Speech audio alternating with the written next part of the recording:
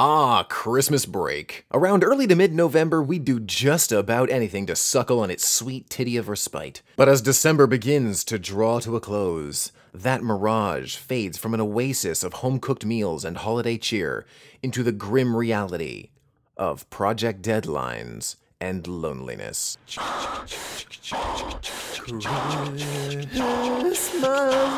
time, yeah.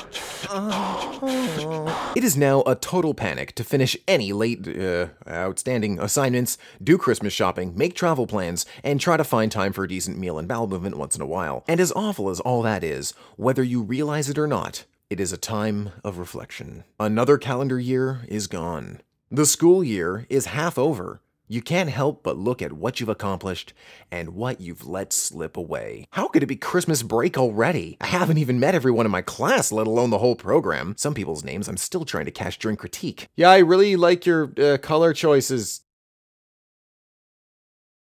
Steve. Like, fuck, how am I gonna say goodbye to them when they leave to go head back home? And really, would they respond?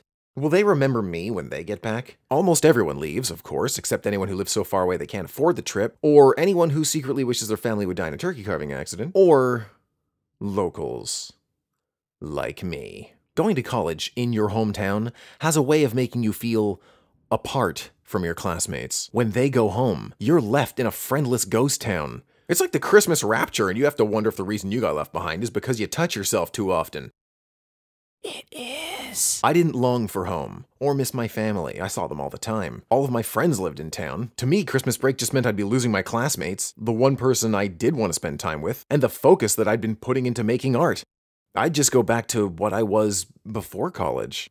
Ugh. It felt like everyone was going somewhere, and I wasn't going anywhere. I didn't like the sound of that. Now that I was actually in illustration after years of trying, what the hell was I even doing? I sure as fuck wasn't maximizing my time or pushing my potential to its fullest. I wasn't making new, wonderful art at a record pace. I was just happy. Happy that I'd made it.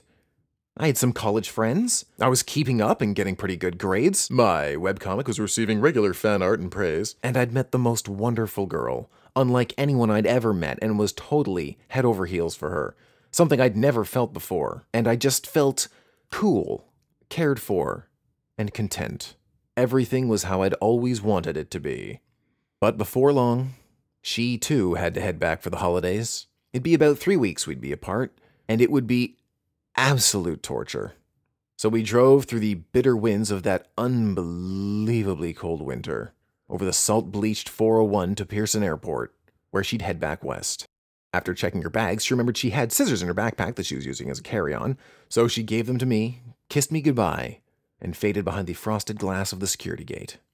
As I eased onto the empty highway, I watched as jets took off, taking assorted people home to their respective loved ones, and found myself fighting a losing battle to hold back tears. Suddenly I felt it, deep in my heart of hearts. She's not coming back. I couldn't explain where that feeling came from, but I was more sure of it than anything I'd ever been sure of before.